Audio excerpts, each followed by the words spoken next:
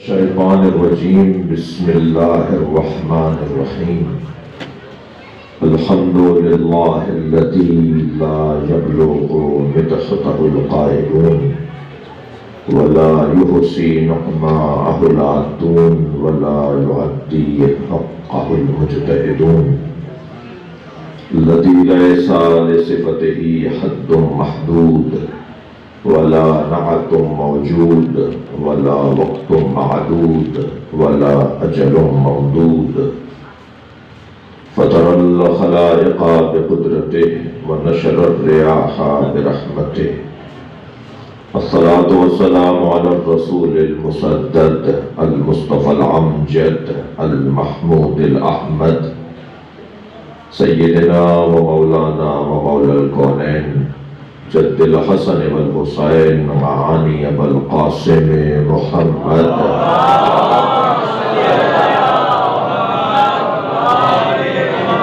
وآله الطيبين الطاهرين المعصومين الذين قال الله إنما يريد الله ليذهب عنكم الرجس أهل البيت ويطهركم تطهيرا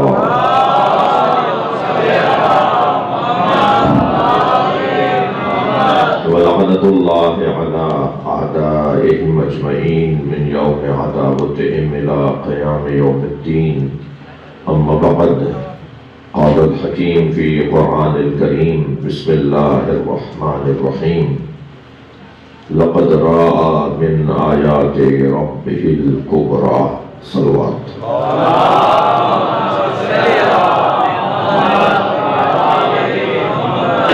اس سے بہتر و بلند صلوات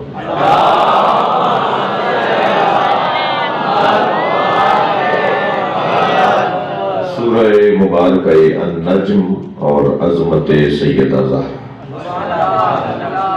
میری اور آپ کی قسمت اچھی ہے کہ ہم جہاں بیٹھے ہیں اس سے اچھا دروازہ نہیں ہے۔ دنیا کہاں بیٹھی ہے مجھے اس سے غرض نہیں، مگر ہم جہاں بیٹھے ہیں وہاں سے جنت کا رستہ بنتا ہے، ترقی کی راہیں کھلتی ہیں، عظمت کے باب کھلتے ہیں، اور سب سے بڑی دولت جو ہمیں اس دروازے سے نصیب ہوتی ہے وہ ہے اطمینان قلب۔ دل ہمارا مطمئن ہے، ہمارا دل مطمئن ہے، ہمارا قلب مطمئن ہے کہ جن کو چاہنا چاہیے، جن سے محبت کرنی چاہیے، جن سے عشق کرنی چاہیے، ہم اسی دروازے پہ ہیں۔ بھائی بہت عرصے بعد یہاں حاضری ہوئی ہے تو آپ کی توجہات کے لیے ایک جملہ کہہ رہا ہوں۔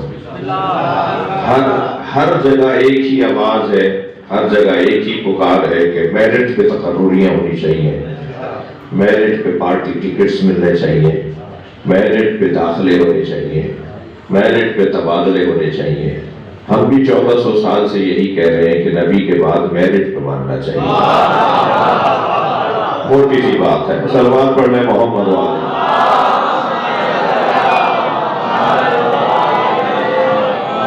میرٹ پر پورا اترنے والا، تاریخ ابدیت میں میرٹ پر پورا اترنے والا نام علی مولا کا ہے۔ میں طالب علم ہوں، دعوے وعوے کرنا اچھی بات نہیں ہے، مگر میں اپنے علم میں اضافے کے لیے دروازہ کھول رہا ہوں کہ کوئی آ کر مجھے بتائے کہ مولا علی نے کسی سے مسئلہ پوچھا ہو، اور ابھی میں بیٹھے بیٹھے 50 نام بتا دوں گا کہ کس کس نے علی سے کیا کیا پوچھا۔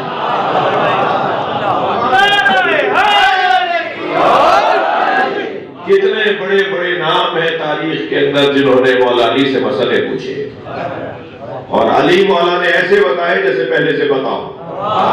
ایک دفعہ تو 27 سوال جوڑ کر لائے، یہ سوچ کر کے علی کو کوئی ایک جواب نہیں آئے گا تو علی کہیں گے میں کل بتاؤں گا، مگر چھٹے سوال کے بعد بھول گئے کہ 7واں کیا تھا۔ علی مولا نے بتایا میں بتاؤں 7واں سوال کیا ہے، 8واں کیا ہے، 9واں کیا ہے۔ علی ان کے بتانے سے پہلے سوال بھی بتاتے رہے، جواب بھی بتاتے رہے۔ تو ان میں سے ایک شخصیت نے کہا یا علی آپ سوچ کر جواب نہیں دیتے، ایسے جواب دیتے ہیں جب ایسے آپ کے زبان پہ رکھا ہوا ہو۔ تو مولا علی نے فرمایا آپ کے ہاتھ میں انگلیاں کتنی ہیں؟ کہنے لگے 5۔ حضرت نے فرمایا سوچ کے نہیں بتایا آپ نے۔ فرمانے لگے میرے لیے اتنا واضح اور روشن مسئلہ ہے اس پہ سوچنے کی ضرورت ہی نہیں تھی. حضرت نے فرمایا جیسے آپ کے لیے ہاتھ روشن ہے میرے لیے کائنات روشن ہے. عظمت مولا پہ صلوات دیا کریں.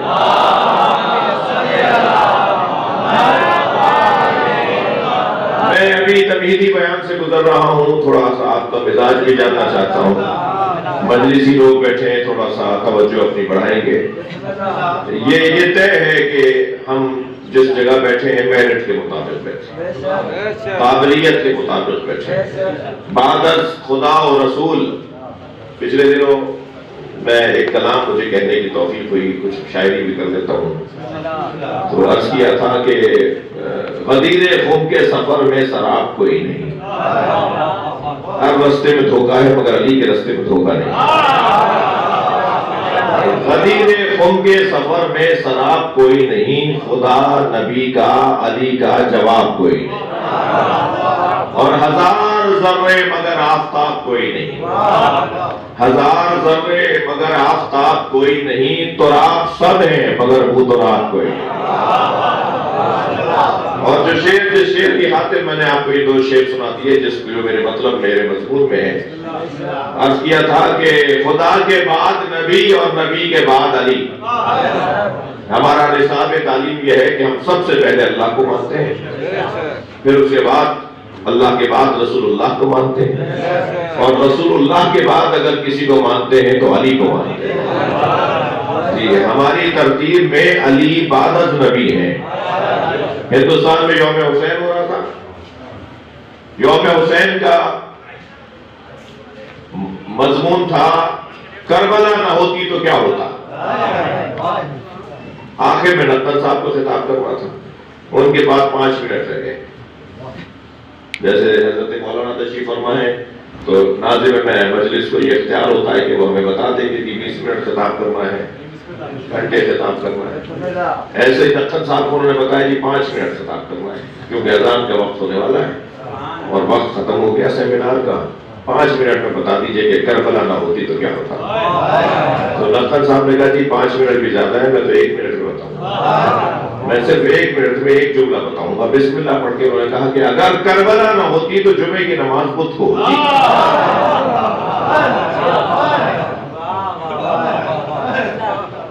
یہ ہونے جا رہا تھا اسلام کے ساتھ، یہ ہونے جا رہا تھا اسلام کے ساتھ کہ اگر کربلا نہ ہوتی تو جمعے کی نماز بدھ کو ہوتی. ایک صاحب ایک شہر میں داخل ہوئے، کیا دیکھا کہ مؤذن کہہ رہا ہے یقولون اہل حمص اشہد ان لا الہ الا اللہ. حمص والے، حمص ایک شہر ہے شام میں، حمص والے کہتے ہیں کہ لا الہ الا اللہ. اس نے کہا یہ کیسی اذان ہے؟ ہر مسلمان کہتا ہے یہ حمص والے کیوں کہتے ہیں، یہ اذان میں جملے کا اضافہ کیسے ہے؟ تو ایک آدمی کو رک کے کہا بھائی یہ کیا کہہ رہا ہے مؤذن تمہارا؟ بار بار کہہ رہا ہے کہ حمص والے کہتے ہیں، حمص والے کہتے ہیں، اذان میں ایک جملہ بڑا بڑا بھی بول رہا ہے. اس نے کہا کیا کریں، ہمارا مؤذن چھٹی پہ گیا ہوا ہے، تو یہ یہودی ہے جو سوریلا ہے. ہم نے اس سے کہا کہ تم اذان کہہ رہے ہو، تو کہہ رہے میں تو نہیں بولتا ہوں جو تم بولتے ہو، تو میں تو یہی کہوں گا تم بولتے ہو. یہ تو وہ اذان میں جملہ بڑھا کے بول رہا تھا. کچھ اور آگے گئے تو کیا دیکھا کہ پیش نماز پڑھا رہے ہیں. ایک ٹانگ انہوں نے اپنی فضا میں علیحدہ کی ہوئی ہے، ایک ٹانگ پہ کھڑے ہو کے نماز پڑھا رہے ہیں. 2 پیروں پہ کھڑے ہوتے ہیں نا، تو انہوں نے ایک ٹانگ کو اٹھایا ہوا ہے اور ایک ٹانگ کے اوپر کھڑے ہوئے نماز. انہوں نے کہا یہ کیا ہو رہا ہے؟ کہنے لگے وہ رستے میں آ رہے تھے مسجد کی طرف تو ان کو چھینٹ لگ گئی تو پیر نجس ہو گیا، تو نجس پیر انہوں نے علیحدہ کر دیا ہے اور پاک پیر پہ کھڑے ہو کے نماز پڑھا رہے ہیں. کربلا نہ ہوتی تو یہ ہوتا. پھر کچھ اور آگے گئے تو ایک جنازہ باندھ کر ایک آدمی کو لٹایا ہوا ہے اور وہ پکار کے کہہ رہا ہے میں زندہ ہوں. اور پیش نماز جنازہ پہ نماز جنازہ پڑھائی چلے جا رہے ہیں اور ان کے پیچھے 40 آدمی کھڑے ہوئے. جنازے کی نماز پڑھائی جا رہی ہے، بندہ زندہ ہے مگر اس نے لٹایا ہوا اور وہ پکار کے کہہ رہا ہے بھائی میں زندہ ہوں. تو کسی نے ان سے کہا بھائی یہ کیا کر رہے ہیں آپ، نماز جنازہ پڑھا دی ایک زندہ کی. کہنے لگے میں کیا کروں، ایک کہہ رہا ہے میں زندہ ہوں، 40 کہہ رہے ہیں مردہ ہے، تو میں 40 کی مانوں یا ایک کی مانوں؟ کربلا نہ ہوتی تو یہ ہوتا. صلوات پڑھنے محمد و آل محمد.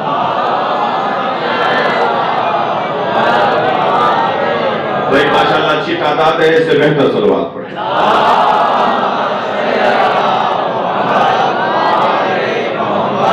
تو وہ جو موضوع تھا میں اس میں اصلی بات آپ کو یہ سنانا تھی کہ اس میں ایک سیمینار جیسے یوم خیر، اس میں خواجہ نظام الدین ثانی اہل سنت کا بہت بڑا نام، ہندوستان دہلی کے رہنے والے، وہ خطاب کرنے کے لیے آئے تو کہنے لگے سنو میں سنی ہوں مگر تفضیلی سنی ہوں، اور تفصیلی سنی اسے کہتے ہیں جو بعد از نبی علی کی فضیلت کا قائل۔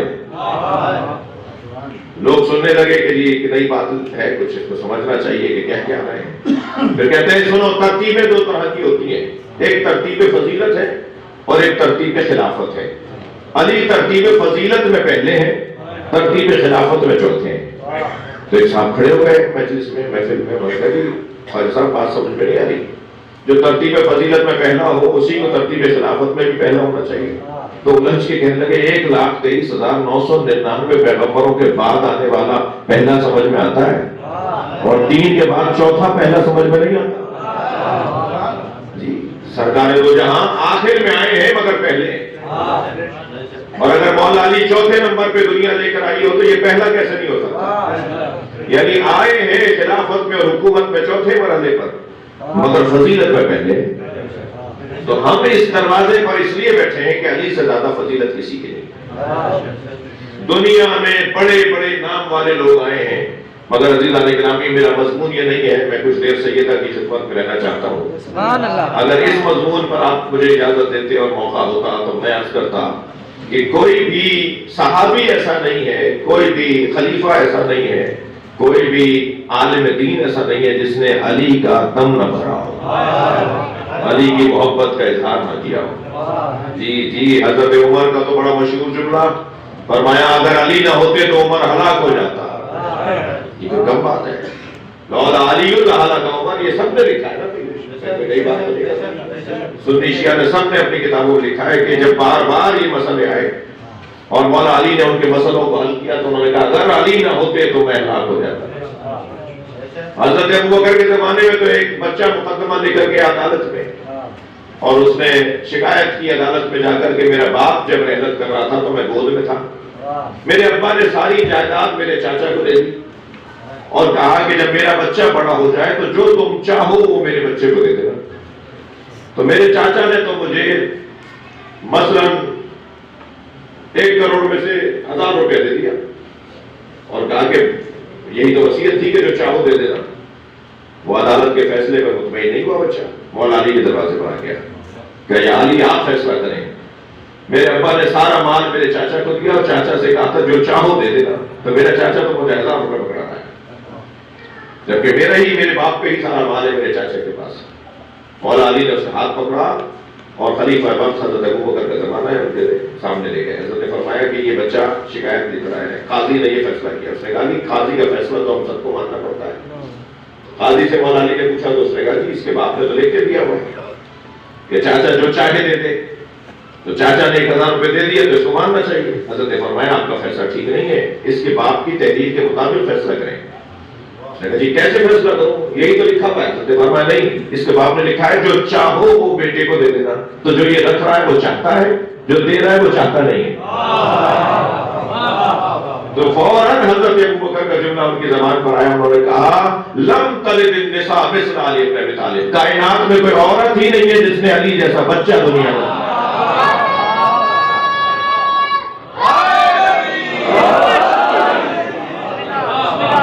حضرت عمر یہ فرما رہے ہیں، حضرت ابوبکر یہ فرما رہے ہیں۔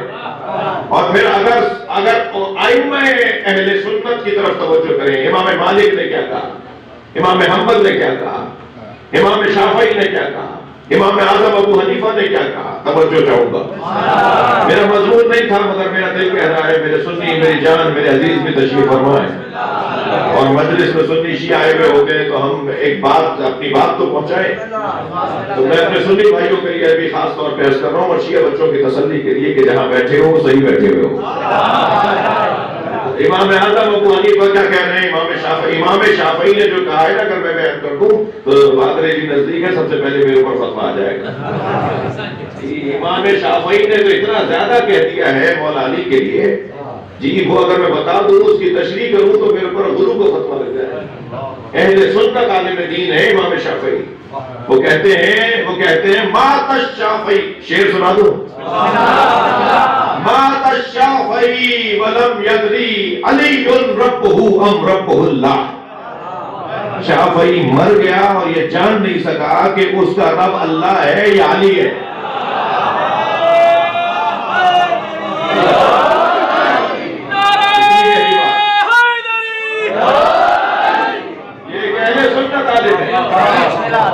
یہ اہل سنت علی مولا کائنات کے لیے جملہ کہتے ہیں. امام حنبل سے کسی نے کہا کہ امام حنبل اہل سنت کے عالم، بہت بڑا نام، ان کے دیے ہوئے فتووں پر آج بھی اہل سنت کا مذہب چل رہا ہے. امام حنبل سے کسی نے کہا کہ جبریل نبی مکرم پر کتنی مرتبہ نازل ہوئے؟ امام حنبل نے فوراً فرمایا 12,000 دفعہ. 6,000 کچھ تو آیات لے کر آئے، اور پھر وہ تو اکثر آتے رہتے تھے نا، صرف آیتیں تو نہیں لاتے تھے. مولائیوں کو تو زیادہ پتا ہے، جھولا جھلانے بھی آتے تھے. امام حسین کا جھولا جھلانے آتے تھے، یہ روٹیاں لینے سیدہ سے آتے تھے، جنت کے جزائیں پہنچانے آتے تھے جی، سیدہ کی تسبیح کے دانے پڑھنے کے لیے آتے تھے. سیدہ کی چکی ایک دن خود بخود چل رہی تھی جی، جناب فضا نے دیکھا چکی خود چل رہی ہے، سیدہ حسین مولا کو گود میں لے کے کچھ دیر کے لیے آرام کر رہی ہے. امام حسین آغوش میں سیدہ کے، اور وہ چکی چلانے کا وقت تھا، اور امام حسین کو گود میں لے کے سیدہ کی کچھ دیر کے لیے استراحت میں چلی گئی، اور چکی خود چل رہی ہے. فضا کو وہ منظر سمجھ میں نہیں آیا تو الٹے پیر واپس ہٹی اور نبی کے پاس آ گئی. کہ یا رسول اللہ، میں یہ منظر دیکھ کر آئی ہوں، فاطمہ کی چکی خود چل رہی ہے اور فاطمہ آرام کر رہی ہے. نبی مسکرائے، فرمایا جب فاطمہ کو آرام نیند آنے لگی تو اللہ نے جبریل کو فاطمہ کی چکی چلانے لگا.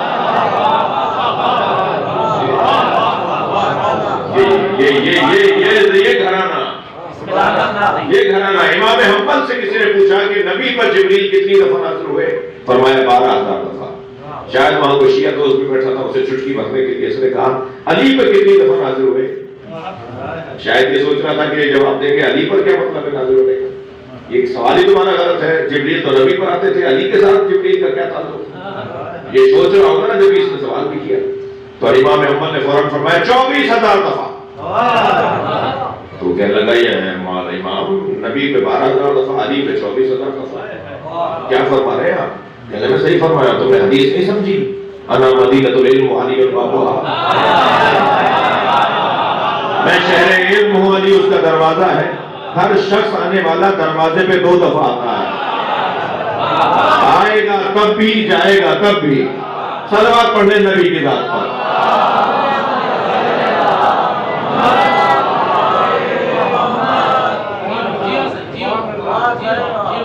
امام اعظم ابو حنیفہ کیا فرماتے ہیں؟ امام مالک کیا فرماتے ہیں؟ امام مالک کا اگر ان شخصیات کے بارے میں اگر بتایا جائے تو ایک باب ہی مختلف ہے، عنوان ہی مختلف ہے.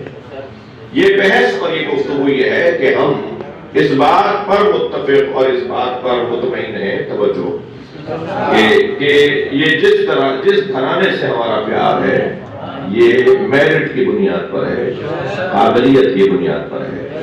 اور سب سے بڑی دولت جو ہمیں اس دروازے سے نصیب ہوتی ہے، سب سے بڑی دولت جو ہمیں اس دروازے سے نصیب ہوتی ہے، وہ اطمینان قلب ہے. پریشان حال انسان جب یہاں آتا ہے تو واپس جاتا ہے تو ایسا جیسے سرمایہ دار ہو گیا. بڑی دولت کما کر جا رہا ہوں میں، بیوی کی مجلس سن کر آ رہا ہوں. اور یہ بھی یقین رکھیے، حدیث میں آپ کو سنانے جا رہا ہوں، جب اہل بیت کے تذکرے کے لیے فرش بچھایا جاتا ہے تو اللہ عرشی فرشتوں سے کہتا ہے تمہیں زمین پہ کچھ نظر آ رہا ہے؟ تو عرشی فرشتے کہتے ہیں یا اللہ ہمیں زمین پر چمکتا ہوا ستارہ نظر آ رہا ہے. اللہ جواب دیتا ہے وہ ستارہ نہیں ہے، اہل بیت کے ذکر کی مجلس ہو رہی ہے. تو اگر ہمارا یہ اجتماع، یہ مجلس جس میں اس وقت ہم اور آپ بیٹھے ہوئے ہیں، اسے فرشتے دیکھ رہے ہوں تو یقیناً گویا رحمت اور نزول رزق کا سبب ہے. یہاں ہم آئے ہیں، ہمیں بہت ساری چیزیں نصیب ہوں گی. اور عزیزو جان لیجئے کہ یہ وقت کبھی بھی ختم ہو سکتا ہے، ہماری آنکھیں کبھی بھی بند ہو سکتی ہیں، یہ سانس کی ڈوری کبھی بھی ٹوٹ سکتی ہے. بہتر یہ ہے کہ ہم اس دروازے سے اپنے وابستگی اور اپنے تعلق کو گہرا کرتے چلے جائیں۔ اس گھرانے کی عظمتوں کا باب بہت روشن ہے۔ آپ نے، میرے بچوں نے، جوانوں نے، خاص طور پر جوانوں نے، بزرگوں نے بھی یہ بات سنی ہوگی، کہا جاتا ہے کہ رشتے آسمان پر بنتے ہیں۔ جب ہمارے ہاں شادیاں ہو رہی ہوتی ہیں، کسی کا بچہ، کسی کی بچی، تو گھر کی عورتیں بھی اور علاقے کے لوگ بھی کہتے ہیں بھائی جوڑا بہت اچھا ہے، صحیح ہوا ہے رشتہ۔ ہاں بھائی، رشتے آسمان پر بنتے ہیں میرے عزیزو، یہ محاورہ ضرور ہے مگر حقیقت نہیں ہے۔ اگر رشتے آسمان پر بنتے ہیں تو زمین پہ ٹوٹتے کیوں ہیں؟ تھوڑی گردن لائیے، بات جاری ہے تو جی، اللہ کا بنایا ہوا تو ٹوٹتا نہیں ہے نا۔ جب اللہ نے بنایا ہے تو کیسے ٹوٹ سکتا ہے؟ آپ کا بھائی اللہ نے بھائی بنایا ہے، تو دنیا کچھ بھی کر لے، بھائی بھائی سے نہیں ٹوٹ سکتا جی۔ یہ اولاد اللہ نے ہماری بنائی ہے۔ ابا کا جب اخبار میں لکھ کر اشتہار بھی دے دینا کہ میں نے آنکھ کر دی، پھر بھی میراث لے گا وہ۔ کسی کے باپ کے منع کرنے سے کہ یہ میرے بچہ نہیں ہے، اس کو میراث نہیں ملے، میراث نہیں رکے گی، میراث ملے گی جی۔ میں نے شرعی مسئلہ ضمن بتایا۔ تو بھائی کو بھائی اللہ نے بنایا، بہن کو بہن اللہ نے بنایا ہے۔ یہ رشتے اللہ نے بنائے تو بندے توڑ نہیں سکتے۔ اگر یہ رشتے جو شادیاں ہوتی ہیں ہمارے یہاں یہ آسمانوں پر بنے ہوتے تو زمین پہ ٹوٹتے کیوں ہیں، طلاقیں کیوں ہوتی ہیں؟ ہم نے سن لیا ہے کہ رشتے آسمانوں پر بنتے ہیں، لیکن ہم کہیں اور پوری دنیا میں لے گئے اس بات کو۔ رشتے آسمانوں پر نہیں بنتے، صرف ایک رشتہ آسمان پہ بنا ہے اور وہ علی و بطول کا رشتہ۔ صرف ایک ہی رشتہ طے ہوا ہے آسمان پر۔ اللہ نے سیدہ کا نکاح مولا علی سے خود پڑھایا۔ سبحان اللہ۔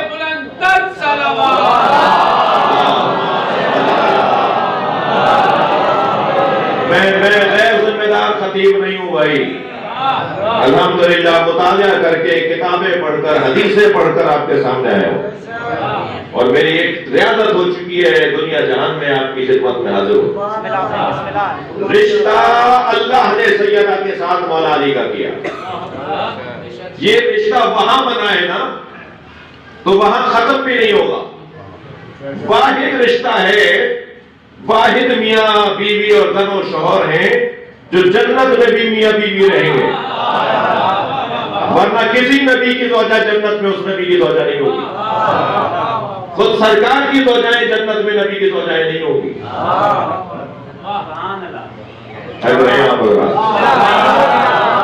کیوں نہیں ہوگی؟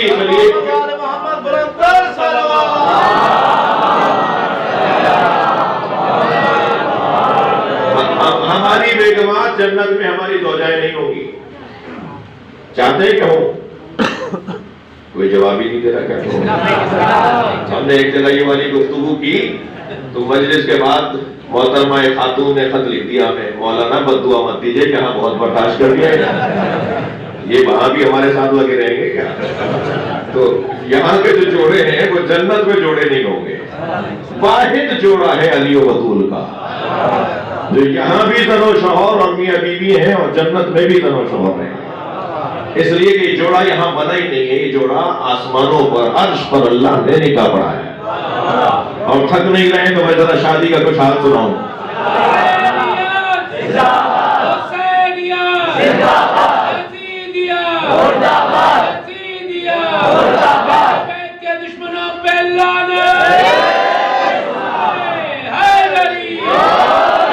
بھئی آپ سب کی سلامتی کے لیے، میر صاحبان کی سلامتی کے لیے سندھ میں تالپور برادری کا بڑا کام رہا ہے، اور وہ کام جو ان کے بڑوں نے شروع کیا تھا یہ الحمدللہ ان کی اولادیں بھی اسے جاری رکھے ہوئے ہیں۔ تو یہ نہیں کہ میں ان کا مہمان ہوں اس لیے میں ان کے بارے میں کچھ کہہ رہا ہوں، میں بہت کچھ جانتا ہوں ان کے بارے میں اور کچھ لکھ بھی چکا ہوں۔ ایک کتاب میری کچھ عرصے بعد سامنے آئے گی جس میں کچھ تالپور خاندان کے حوالے سے ہم نے کچھ اپنی معلومات کو لکھا بھی ہے۔ آپ سب کی سلامتی کے لیے اس خانوادے کے اندر اہل بیت کی محبت اور پکی ہوتی رہے، اس دعا کی قبولیت کے لیے بلندتر صلوات۔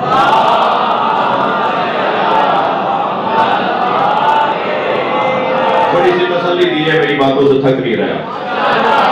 بس ایک رشتہ ہے جو آسمان پر بنا ہے اور وہ علی و بطول کا رشتہ ہے۔ اللہ نے سیدہ سے کہا فاطمہ میں تمہارا نکاح علی کے ساتھ پڑھا رہا ہوں، بتاؤ تمہارا مہر کیا رکھوں؟ بھائی مجلسی لوگ بیٹھے ہیں، بتاؤ فاطمہ سیدہ میں تمہارا مہر کیا رکھوں؟ بیوی نے فرمایا بابا کی امت کی نجات، میں اپنے بابا کی امت کو دوزخ میں نہیں دیکھنا چاہتا، میں ہر کلمہ پڑھنے والے کو جنت میں دیکھنا چاہتا ہوں، یہ میرا مہر ہے۔ مہر سیدہ نے امت مصطفیٰ کی نجات کو قرار دیا ہے، امت مصطفیٰ جنت میں جائے یہ سیدہ کا مہر ہے۔ توجہ کر لی؟ مہر دیتا کون ہے؟ بھائی بولیے دے دیا مہر یا نہیں؟ شوہروں نے دے دیا مہر نہیں دیا؟ پرانے والے تو 5,000 2,000 میں چھٹے ہوئے، جن کا 5,000 روپے مہر تھا، جن کا 1,000 روپے مہر تھا، وہ بھی بیوی سے کہتے ہیں معاف کر دو۔ ایک جگہ تو میں نے ایک صاحب سے پوچھا، میں نے کہا شادی کرنی تھی، کہنے کا 20 سال ہو گئے، میں نے کہا مہر دے دیا؟ کہنا خدا نہ کرے تو میں نے کہا کیوں؟ کہنا طلاق تھوڑی ہو رہی ہے۔ تو بعض لوگوں کو تو ذہن میں یہ ہے کہ مہر دیا ہی جب جائے گا جب طلاق ہوگی۔ بھائی مہر کا طلاق سے کوئی تعلق نہیں ہے۔ اچھا ایک محترمہ کہنے لگی کہ وہ میرے شوہر تو بار بار کہتے ہیں مہر دے دوں، میں یہ کہتی ہوں لے لوں گی، تو میں نے کہا لے کیوں نہیں لیتی؟ کہنے لگی اچھا لگتا ہے، شوہر قرضی ہوتا ہے تو شوہر مقروض ہونا تو اچھا لگتا ہے، تو بار بار بولیں گے نا ہم تو چاہے پیسے دے دوں، نہیں ابھی نہیں چاہیے بات پہ دے دوں گی، تو وہ 5,000 کا قرضی بھی بیوی رکھنا چاہتی ہے۔ تو کون دیتا ہے بھائی مہر؟ دے دیا یا نہیں دیا؟ بولیے نا جی دے دیجیے گا بھائی، میری آج مجلس میں مجھے دعائیں ڈبل مل جائیں گی، مجلس میں سے ہو کر آئے تو وہی مہر پکڑو، اپنا مولانا بول رہے تھے، تو مہر شوہر دیتا ہے نا۔ تو بیوی نے فرمایا میرے بابا کی امت کی نجات میرا مہر، کون بخشوائے گا؟ بیوی نے فرمایا میرے بابا کی امت کی نجات میرا مہر، تو مہر دے گا کون؟ شوہر سیدہ کا یعنی علی، کون بخشوائے گا؟ اب جنہیں جنت میں جانے کا شوق ہے اور نعرہ حیدری برا لگتا ہے،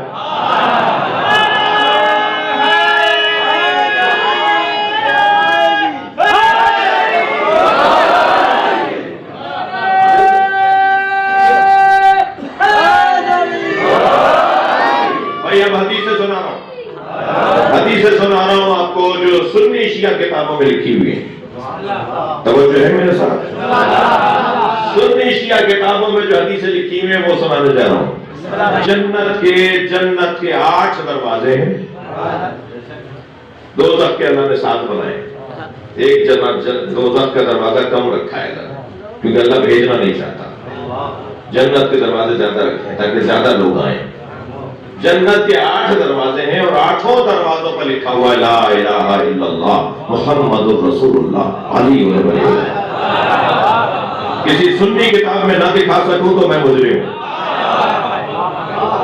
اہل سنت کتابوں میں یہ روایت حدیث سنا رہا ہوں، سرکار کا فرمان ہے، اللہ نے جنت کے دروازوں پر یہ لکھا ہوا ہے جب پہنچے گا مومن جنت کے دروازے پر تو جس دروازے سے بھی جائے گا، ممکن ہے آپ میں سے کوئی اس دروازے سے کوئی اس دروازے سے، دروازوں کے نام بھی ہیں، باب رحمت ہے، باب مغفرت ہے، مختلف ناموں کے دروازے ہیں، مگر ہر دروازے پر ایک کامن مشترکہ جملہ لکھا ہوا ہے لا الہ الا اللہ محمد رسول اللہ علی ولی اللہ۔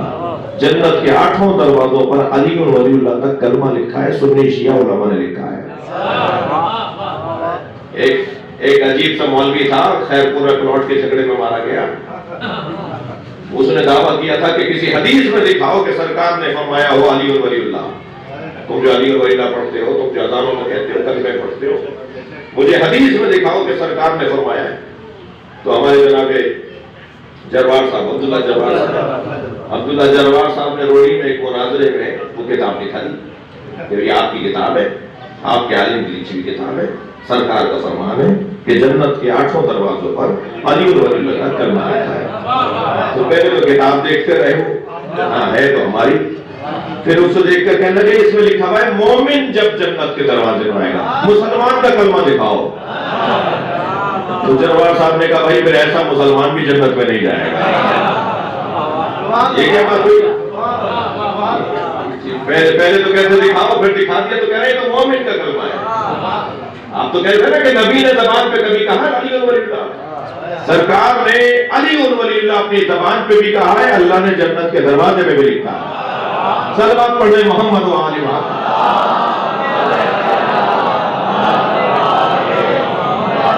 تھوڑی سردی اتنی ہے نہیں جتنے آپ خاموش بیٹھے ہوئے ہیں.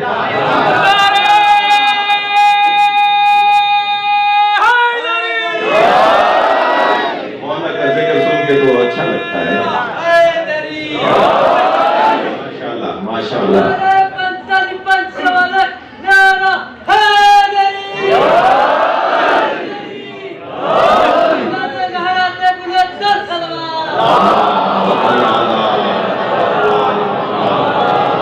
دوسری حدیث سنانے جا رہا ہوں.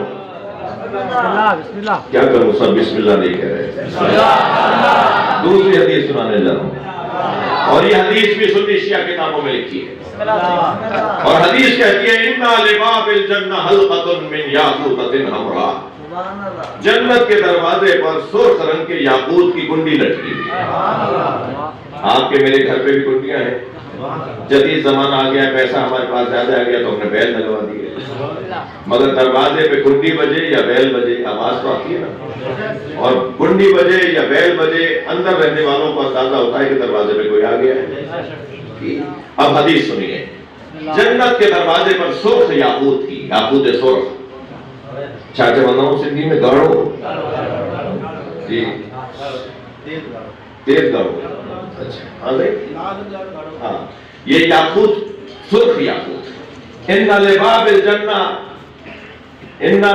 الجنہ حلقۃ من یاقوتۃ یہ من یاقوتۃ حمراء. سرخ رنگ کے یاقوت کی کنڈی لٹکی ہوئی ہے. علی صفاح الذہب سونے کی تختی پہ جا کے لگتی ہے.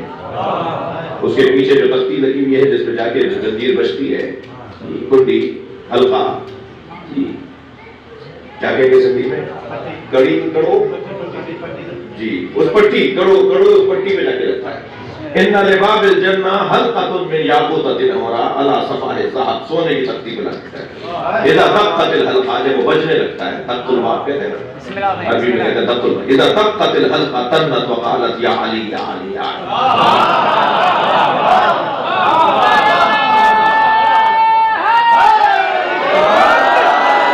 جب وہ کنڈی بجتی ہے تو اس سے جو آواز بنتی ہے وہ ہے یا علی یا علی. سبا کے ساتھ دل بولا ماشاءاللہ. میزان میں تولا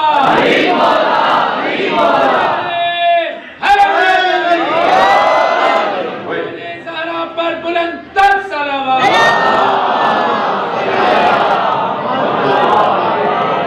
جنت کے دروازے پر کنڈی بجنے کی آواز ہے علی علی یا علی یا علی یا علی یا علی کی آوازیں جنت کے دروازے پر آ رہی ہیں. آیت اللہ جوادی عاملی ایک عارف اللہ کے ولی اللہ کے، وہ کہتے ہیں میں اپنے استاد علامہ محمد حسین طباطبائی صاحب تفسیر المیزان جو خود وہ بھی اللہ کے ولی تھے، وہ کہتے ہیں میں ان کے پاس گیا، میں نے کہا استاد یہ حدیث میں ہے کہ جنت کے دروازے پہ یا علی کی آوازیں آئیں گی.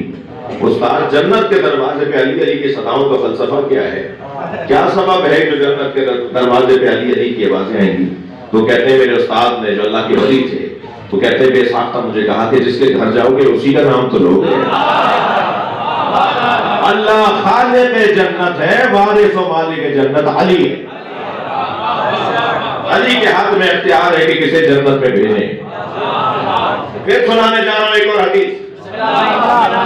مولا علی کے لیے یہ سب نے لکھا ہے کہ علی کے ہاتھ کی تحریر جس کے پاس نہیں ہوگی اسے جنت کے دروازے پہ کھڑا ہوا فرشتہ واپس کر دے گا.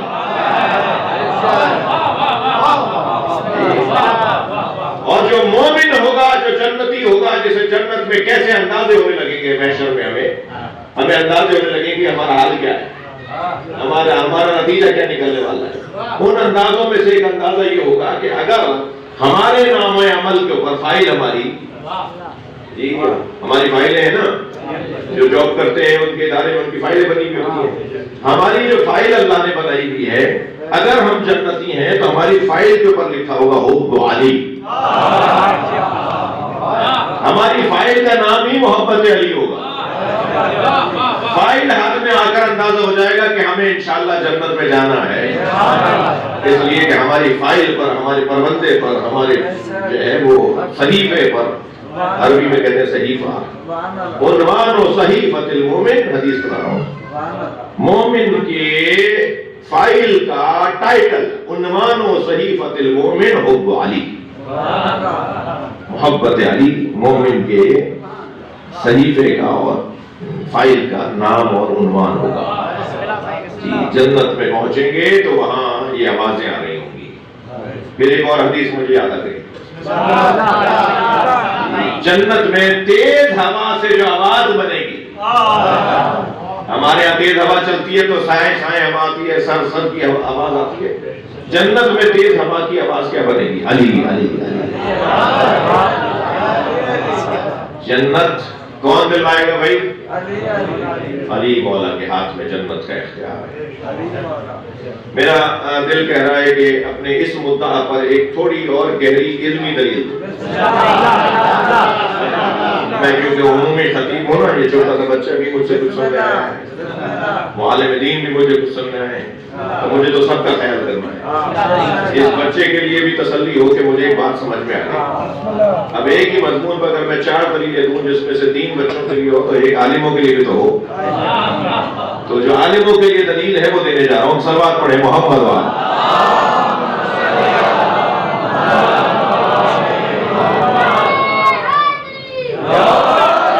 قرآن سورہ مبارکہ تحریم کے اندر ایک آیت ہے، توجہ، اور وہ آیت یہ ہے کہ ان اللہ و مولا وجبرائیل وصالح المومنین والملائکۃ بعد ذالک ظہیرا. یہ سورہ مبارکہ تحریم کی آیت ہے. ابھی موبائلوں میں قرآن سافٹ ویئر بھی ہوتا ہے، ابھی آپ سرچ کر لیجیے یہ آیت نکل آئے گی، سورہ تحریم کی آیت. آیت کے اندر قصہ کچھ یوں ہے کہ صاحب کے نبی کی 2 زوجوں سے متعلق اللہ بات کر رہا ہے. تم میرے نبی کو تنگ نہیں کرو، اور اگر تم نے میرے نبی پہ چڑھائی کی، وہ میں نے حصہ چھوڑ دیا، وہ حصہ اس سے پہلے والا ہے. مگر ان لوگوں سے اللہ بات کر رہا ہے کہ اگر تم نے میرے نبی کو تنگ کیا تھا، چڑھائی کی، جی انتظاہر علیہ، چلے میں ایک لفظ اس آیت کا سنا دیتا ہوں. اگر تم میرے نبی پر چڑھائی کر کے آئی، میرے نبی کو روپ میں لانے کی تم نے کوشش کی، تو جان لو ان اللہ و مولا، جان لو نبی کا مددگار اللہ ہے. میرا نبی اکیلا نہیں ہے، میں نے اپنے نبی کو اکیلا نہیں چھوڑا ہے. یہ لہجہ ہے، اس لہجے میں اللہ بات کر رہا ہے. کس سے بات کر رہا ہے اللہ؟ نبی کی 2 زوجوں سے متعلق بات کر رہا ہے. نہ میرے پاس وقت ہے کہ میں 2 زوجوں کے بارے میں بتاؤں کہ وہ کون تھی، نہ ہی ضرورت ہے. ہم تو سیدھی سی بات کر رہے ہیں کہ نبی اکیلے نہیں ہے. نبی کو اگر کوئی کچھ کہے گا تو اللہ مدد کے لیے تیار ہے. اچھا یہاں اللہ ہی کافی نہیں ہے، وہ کہہ رہا ہے بھائی، وہ میں نہیں کہہ رہا.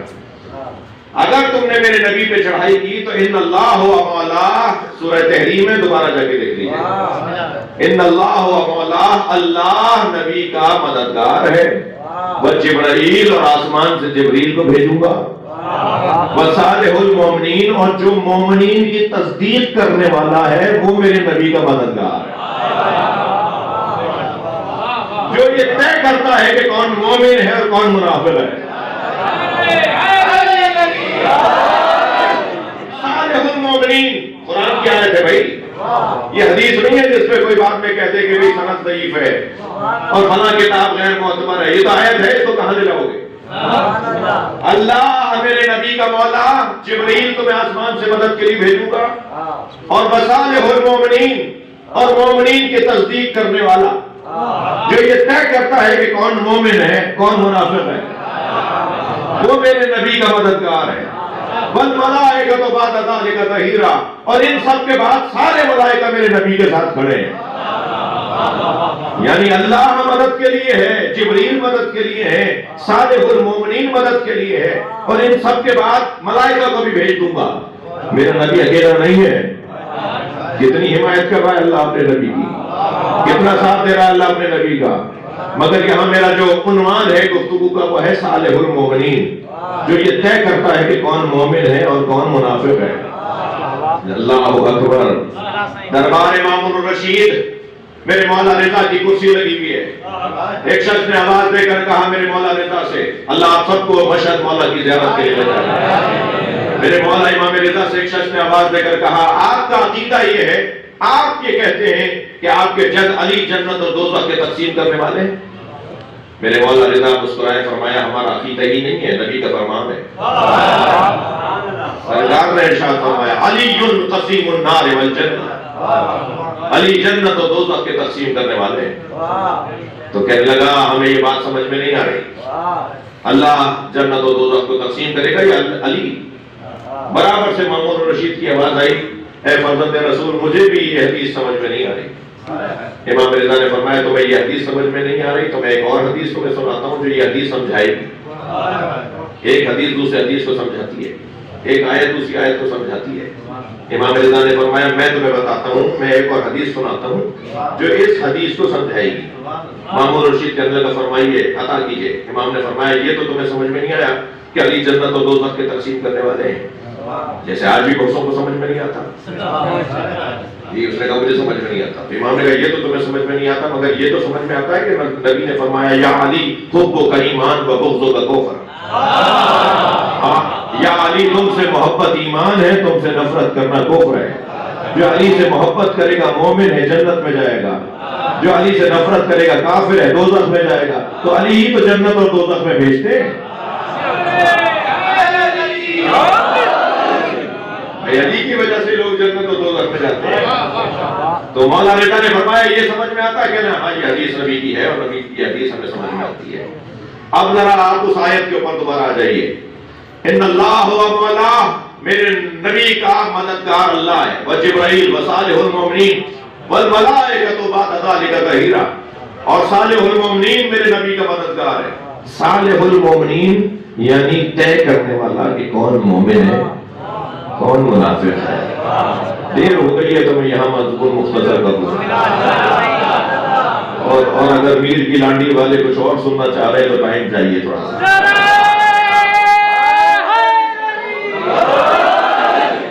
میرا دل کر رہا ہے تھوڑی دیر اور آپ کے ساتھ ہوں۔ صالح المومنین جو یہ طے کرے کہ یہ مومن ہے، کون طے کرتا ہے؟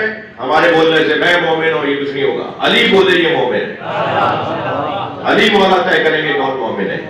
جب مولا کی آمد ہوئی نا تو حضرت فاطمہ بنت اسد نے خانہ کعبہ میں جا کے مولا علی کی ولادت کا سامان خود اندر گئی، خانہ کعبہ کی دیوار کھلی، آپ اندر گئی، مولا دنیا میں تشریف لائے، دیوار بند ہو گئی، تالا کھولتے رہے تالا کھل نہیں رہا تھا،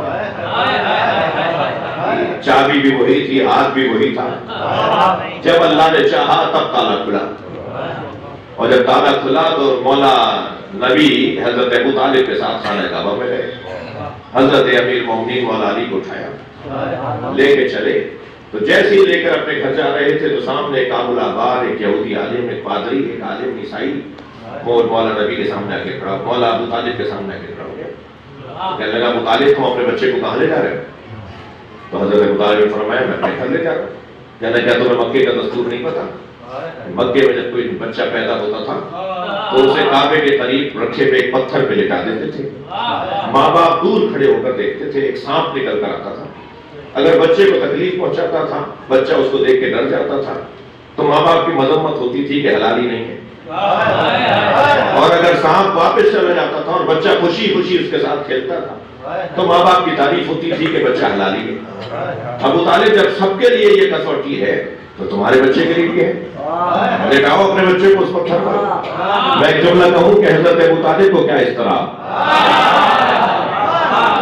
حضرت ابو طالب کو کیا پریشانی، حضرت ابو طالب نے فوراً مولا علی کو اس پتھر پہ لے جا کے لٹا دیا، اور سب دور کھڑے ہو کر دیکھ رہے ہیں کہ وہ پہاڑوں میں سے اژدہا نکل کر آیا، وہ سانپ نکل کر آیا، اور اس نے مولا علی پر اپنا تھن پھیلایا جب وہ بلند ہوا مولا کے اوپر اس نے اپنا منہ کیا تو مولا نے دونوں ننھے ننھے ہاتھ بلند کیے، ایک طرف سے اس کا ایک حصہ پکڑا، دوسری طرف سے اس کا دوسرا حصہ پکڑا اور چیر دیا۔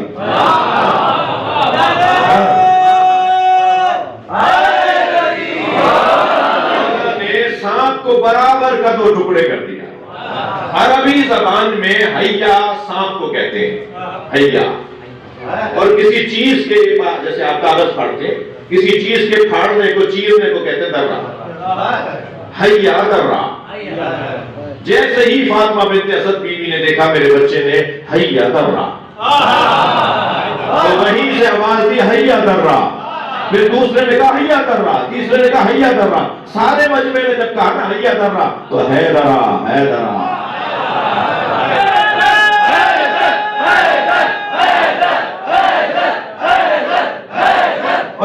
صلوات محمد والے۔ یہ لفظ اس میں مولا علی کا لقب حیدر حیا درہ سے، حیا درہ جس نے سانپ کو چیر دیا ہو۔ اب اس منظر کو دیکھ کر ماں ادھر پکار رہی ہے، بی بی فاطمہ بنت اسد۔ حضرت ابو طالب جلدی سے آگے بڑھے، اپنے بچے کو گود میں اٹھایا، پیشانی کا بوسہ دیا، سینے سے لگایا، پیار کرتے ہوئے مولا علی کو لے جا رہے تھے۔ پھر وہی کعب الاحبار، وہ یہودی عالم، عیسائی عالم سامنے آ کے کھڑے ہوئے، ابو طالب کہاں لے جا رہے ہو؟ حضرت ابو طالب نے فرمایا تم نے کہا تھا، میں نے پتھر پہ لٹا دیا۔ کہا تمہارے بچے نے کسوٹی توڑ دی، تمہارے بچے نے پیمانہ توڑ دیا، اب ہم مکے والے کیسے طے کریں گے کون حلالی ہے؟ برابر سے مولا نبی کی آواز آئی، چچا انہیں جواب دے دیجئے، اب یہی بچہ کسوٹی ہے، اب قیامت تک علی کی وجہ سے پہچانا جائے گا کون حلالی ہے۔ صلوات پڑھیں محمد و آل محمد۔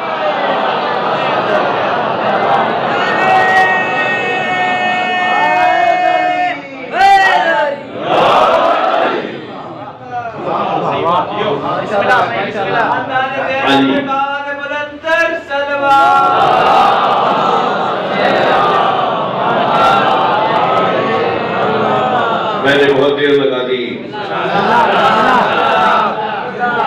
اب لگ رہا ہے کہ مجھے مجلس شروع کرنی چاہیے، تھوڑا سا آپ کی میری دوستی ہو گئی ہے۔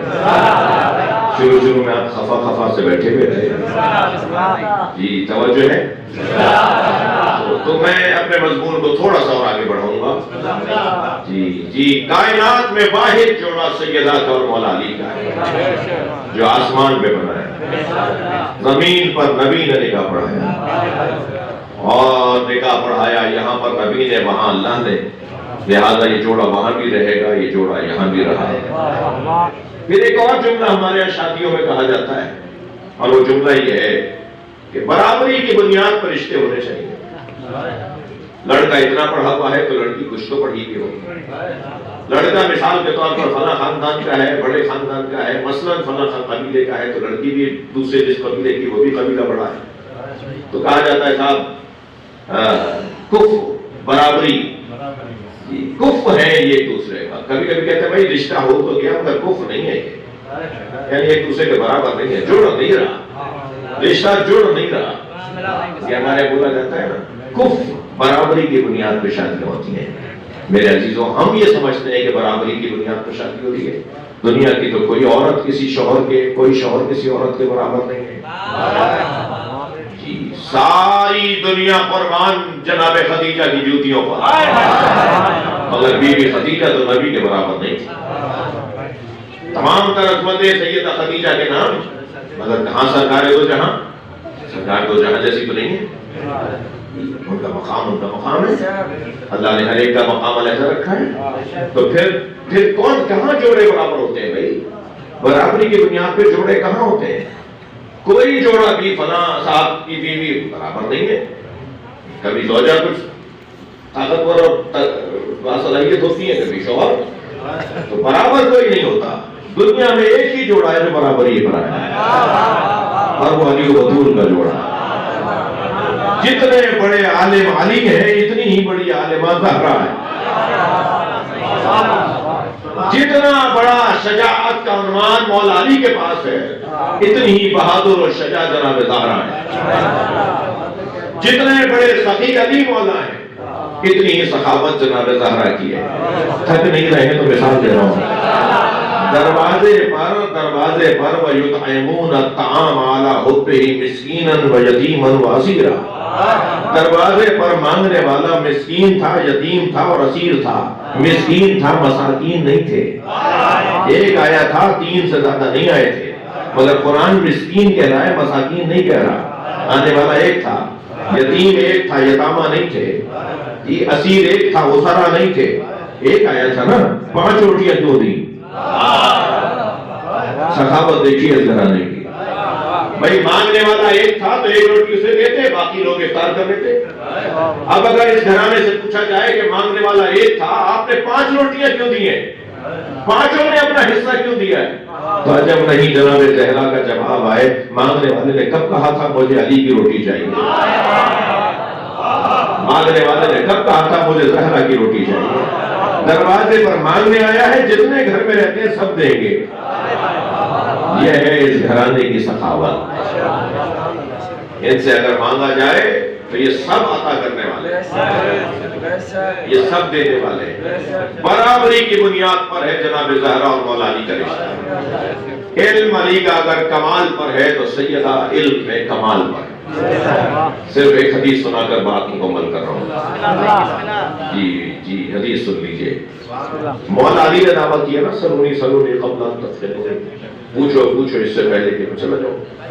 مشہور حضرت، یعنی سب سے زیادہ بڑے علم میں نبی کی امت میں بعد از نبی سب سے بڑا عالم مولا علی. مولا علی فرما رہے ہیں کہ میں ہر بات جانتا ہوں، میں ہر سوال کا جواب جانتا ہوں. جی دعویٰ کر رہے ہیں مولا علی.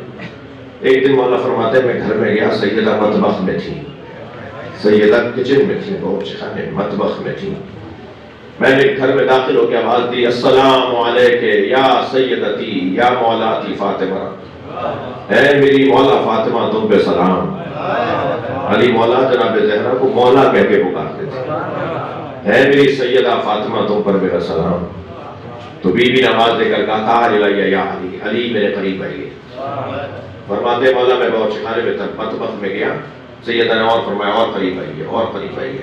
میں بالکل قریب پہنچا تو مجھ سے فرمانے لگی یا علی انی اعلم ما کان وما یکون. علم ذہن میں رہے، مولا علی کا علم اور جناب زہرا کا علم برابر ہے، برابری کی بنیاد پہ جوڑا ہے. یا علی انی اعلم ما کان وما یکون. یا علی ماضی میں جو کچھ گزرا میں وہ سب جانتی ہوں. حضرت آدم سے لے کر کل تک جو کچھ گزرا، کچھ دیر پہلے تک جو کچھ ہوا ہے دنیا میں، مجھے سب پتا ہے. انی اعلم ما کان وما یکون. اور جو قیامت تک ہوگا وہ بھی جانتی ہوں. میں اپنی عقیدتوں کا اظہار کر رہا ہوں. آپ آج مجلس میں بیٹھیں گے، زہرا پہلے سے جانتی تھی. میں ماضی میں جو کچھ ہوا، آگے مستقبل میں جو کچھ ہوگا جانتی ہوں. یہی نہیں، پھر فرماتی ہوں انی عالم ما کان وما یکون وما لم یکن. اور جو نہیں ہوگا وہ بھی جانتی ہوں. مولا فرماتے ہیں یہ جملہ کہ جو نہیں ہوگا وہ بھی جانتی ہوں، اس کو سن کے میں الٹے پیر واپس ہوا، نبی کی خدمت میں گیا. میں نے کہا یا رسول اللہ. مولا علی فرماتے ہیں یا رسول اللہ یہ تو بات روشن ہے کہ جو ماضی میں ہوا جانتی ہوں، جو آئندہ ہوگا جانتی ہوں، جو نہیں ہوگا وہ بھی جانتی ہوں. اس کا کیا مطلب ہے؟ مولا مسکرائے، نبی مسکرائے اور فرما کے کہا یا علی میری فاطمہ لوح محفوظ کو پڑھتی ہے، تقدیروں کو جانتی ہے، وہ بھی جانتی ہے جو نہیں ہوگا. طے ہو گیا تھا، تقدیر ہو گیا، وہ بھی جانتی ہے. میری عمر اللہ نے اگر 80 سال لکھی تھی، اللہ نے 100 سال کر دی. مثلا آپ کی عمر اگر 100 سال لکھی تھی، اللہ نے 150 سال کر دی. تو جو لکھا تھا وہ نہیں ہوا، جو تبدیل ہو گیا بھی فرمانی میں وہ بھی جانتی ہوں. جو چیزیں تبدیل ہوتی ہیں نا، جو نہیں ہوا وہ بھی جانتی ہوں. یہ ہونا تھا نہیں ہوا، یہ جانتی ہوں. لوح محفوظ کو پڑھتی ہیں. علم علی، علم زہرا. میں آپ محترم مجمع سے ایک سوال کروں جو یہ جانتی ہے کہ مثال اس علاقے میں اس مجلس میں فلاں مومن آ کے مجلس میں بیٹھے گا، وہ یہ بھی تو جانتی ہے کہ میرے پر دروازہ گرے گا، وہ یہ بھی تو جانتی ہے میرے محسن کو مارا جائے گا، وہ یہ بھی جانتی ہیں کہ میرے حسن کو زہر دیا جائے گا، وہ یہ بھی جانتی ہیں کہ میرے حسین کو کربلا میں گھیر کے مارا جائے گا۔ لہذا سیدہ اپنے گھرانے پہ ہونے والے مظالم اور مصائب کو بھی جانتی ہیں۔ میرا دل کہہ رہا ہے کہ میرے ساتھ کچھ دیر کے لیے مدینہ چلیے، کچھ دیر کے لیے مدینہ چلیے۔ جناب زہرا کی شہادت کے ایام میں آج پہلی جماعت ثانی ہو گئی، کل شب شہادت ہے، 3 جماعت ثانی شہادت کا دن ہے۔ کبھی غور فرمایا آپ نے 18 یا 28 سال کی بیوی کتنی بڑی ہوتی ہے؟ اہل سنت کے مطابق 28 سال کی عمر تھی جناب زہرا کی، اور شیعہ تاریخ کے مطابق 18 سال عمر تھی جناب زہرا کی۔ جس خاتون کے بچے چھوٹے ہو اور وہ مر رہی ہو، دنیا سے جا رہی ہو، وہ پریشان اس پہ ہوتی ہے میرے بچوں کا کیا ہوگا۔ جب جناب زہرا کی شہادت ہونے لگی تو زہرا کو یہ خیال ہے کہ میرے حسن کا کیا ہوگا۔ 6 سال کی عمر ہے امام حسن کی، 5 سال کی عمر ہے امام حسین کی، 4 سال کی عمر ہے جناب زینب کی۔ بار بار سوچتی ہیں میرا زینب کا کیا ہوگا، میرے حسن اور حسین کا کیا ہوگا۔ مولا علی کو بلا کے فرمایا علی میرے بعد شادی ضرور کیجیے گا، لا بد للرجال النساء، اس لیے کہ مردوں کے لیے عورتیں ضروری ہیں۔ یہ جناب زہرا کا دیا ہوا فارمولہ ہے۔ بی بی نے مولا علی سے فرمایا تھا مردوں کو تنہا نہیں رہنا چاہیے، مردوں کو کسی ایک عورت کے ساتھ زوجہ ضرور رکھے، شادی ضرور کرے۔ فرمایا لا بد للرجال النساء، ہر مرد کے لیے ایک عورت ضروری ہے، میرے بعد شادی ضرور کیجیے گا، اگر امامہ سے شادی کیجیے گا، میرے بچوں سے پیار کرتی ہے۔ بی بی کا نام لیا، امامہ سے شادی کیجیے گا۔ بی بی کی رحلت کے بعد جو دوسری شادی مولا نے کی ہے وہ جناب امامہ سے کی ہے، اس لیے کہ میں نے دیکھا ہے میرے حسن و حسین سے محبت کرتی ہے، میری زینب سے پیار کرتی ہے۔ آپ کے گھر میں وہ آئے جو میرے بچوں سے پیار کرتی ہے۔ یا علی میرے بعد شادی کیجیے گا مگر اس سے کہ میرے بچوں سے پیار کرتی ہو۔ میرے حسن کا یہ مزاج ہے، میرے حسین کا یہ مزاج ہے۔ یا علی میرے حسین کو پیاس بہت لگتی ہے، میرے حسین کے پانی کا خیال رکھیے گا، رات کو اٹھ اٹھ کر پانی مانگتا ہے۔ ابھی دنیا میں آئے نہیں تھے حسین کہ ایک دن نبی کے سامنے آ کر جناب زہرا بیٹھی، کہا بابا یہ جو بچہ میرے شکم میں ہے یہ مجھے رلاتا ہے، یہ بچہ مجھے رلاتا ہے۔ نبی نے فرمایا کیوں تمہیں یہ رلاتا ہے؟ کہ بابا یہ مجھے آواز دے کے کہتا ہے ماں میں پیاسا ہوں۔ یا علی میرے حسین کو پیاس بہت لگتی ہے، آدھی آدھی رات میں حسین اٹھ کے کہتا ہے ماں مجھے پانی چاہیے۔ سب سے زیادہ کربلا میں پیاسا حسین مولا۔ میرا سوال رونے والوں سے آپ کی آنکھوں میں آنسو آ گئے، کربلا میں سب سے زیادہ پیاسا کون تھا؟ جناب علی اصغر، جناب علی اکبر، جناب عباس، کون پیاسا تھا؟ وہی سب سے زیادہ پیاسا تھا جسے پیاس زیادہ لگتی تھی۔ امام حسین سب سے زیادہ پیاسے تھے، اور سارے خاندان کو اس بات پر تکلیف تھی، اس بات کا دکھ تھا کہ حسین پیاسے مارے گئے۔ جی جب زلجنہ آیا نا خبر شہادت سنانے، آپ بھی بیٹیوں والے بیٹھے ہیں نا، آپ کے گھر میں بھی بیٹیاں ہیں نا، اللہ آپ کی بیٹیوں کا مستقبل اچھا کرے۔ جی باپ سے بیٹیوں کا بڑا تعلق ہوتا ہے، اور بیٹیاں باپ سے بڑا لپٹتی ہیں، اور باپ بھی بیٹیوں سے زیادہ پیار کرتا ہے۔ زلجنہ جب خبر شہادت لے کر آیا نا امام حسین کی کہ حسین کو مار دیا ہے، تو خیموں میں ڈھونڈ رہا تھا کہ سکینہ کہاں ہے، اور اسی خیمے پہ جا کر رکا جس خیمے میں جناب سکینہ تھی، اپنے پیر زمین پر ایسے مار رہا تھا جیسے ماتم کر رہا ہو۔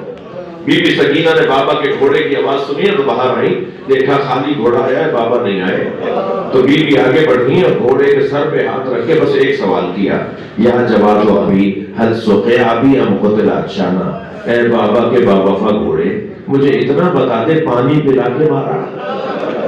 میرا بابا پیاسا بہت تھا۔ پورے خاندان کو، بیٹیوں کو، اہل بیت کو اس بات پر تکلیف تھی، دکھ تھا کہ حسین کو پیاسا مارا ہے۔ جناب زہرا نے وصیت فرمائی کہ علی میرے حسین کو پیاس بہت لگتی ہے، میرے حسین کے پیاس کا خیال رکھنا۔ جب مولا علی کی شہادت ہونے لگی تو فرمایا حسن سارے بچوں کو میرے سامنے بٹھا کر افطار کرواؤ۔ ساری بہویں، بیٹیاں، داماد، پوتا پوتیاں، نواسا نواسیاں سب مولا علی کے سامنے افطار کر رہے تھے۔ مولا لیٹے ہوئے تھے بستر پہ، 21 رمضان شہادت کا دن۔ تو فرمایا حسن مجھے بٹھاؤ، میں بیٹھنا چاہتا ہوں۔ امام حسن نے سہارا دیا، بابا کو بٹھایا، تکیہ لگایا، فرمانے لگے میرے سامنے کھانا اور پانی لے کر آؤ۔ کھانا اور پانی رکھا گیا تو فرمانے لگے حسین کہاں ہے؟ تو امام حسین کی برابر سے آواز آئی، بابا میں آپ کے برابر میں بیٹھا ہوں۔ امام نے اپنے ہاتھ سے لقمہ بنایا، امام حسین کے منہ میں دیا، اپنے ہاتھ سے پانی کا کوزہ اٹھایا، اپنے ہاتھ سے حسین کو پلایا اور فرمایا تمہاری ماں نے وصیت کی تھی میرے حسین کے پانی اور کھانے کا خیال رکھنا، میرے ہاتھ سے کہو پانی پی لو، تمہاری ماں کی وصیت پہ عمل کرتا جاؤ۔ حسین مولا کے بارے میں وصیت فرمائی، پھر فرمایا میری زینب جب جوان ہو جائے، اس کی شادی ہو تو میری ساری ذاتی چیزیں میری زینب کو دے دینا، یا علی میرے بعد یہ ہوگا اس کا ایسے خیال رکھنا۔ ساری وصیتیں فرما کر فرمایا حسن و حسین کو میرے حجرے میں بھیجیے، اور حسنین کو بلا کے کہا جاؤ نانا کی قبر پہ جا کر دعا کرو، اماں کی شفا کی دعا کرو۔